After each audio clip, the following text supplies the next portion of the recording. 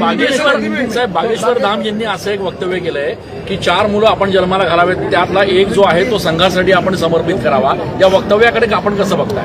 बघा, शेवटी जे काही साधू संत असतात ते त्यांची मतं मांडत असतात आणि मला असं वाटतं की त्याला नीट कॉन्टेक्स्टमध्ये घेतलं पाहिजे.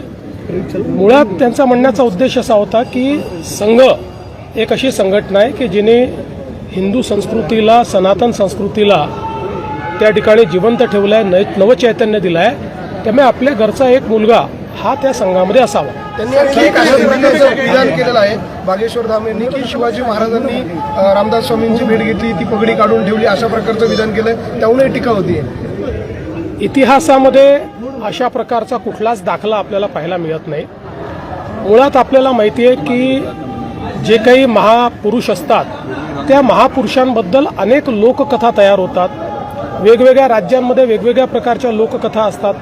आपल्याला माहिती आहे रामायण आणि महाभारताच्या संदर्भातही अनेक लोककथा आहेत. त्या सगळ्याच इतिहासावर किंवा त्या ठिकाणी परिस्थितीवर अवलंबून अशा पद्धतीच्या त्या ठिकाणी तयार होत असतात किंवा झालेल्या आहेत. म्हणून मला असं वाटतं की मी याच्यावर एवढंच म्हणेन, जो इतिहास आपण शिकलेलो आहे तशा इतिहासामध्ये किंवा आपल्या इथे जे काही ग्रंथ उपलब्ध आहेत त्याच्यामध्ये अशा प्रकारचा कुठलाही दाखला नाही.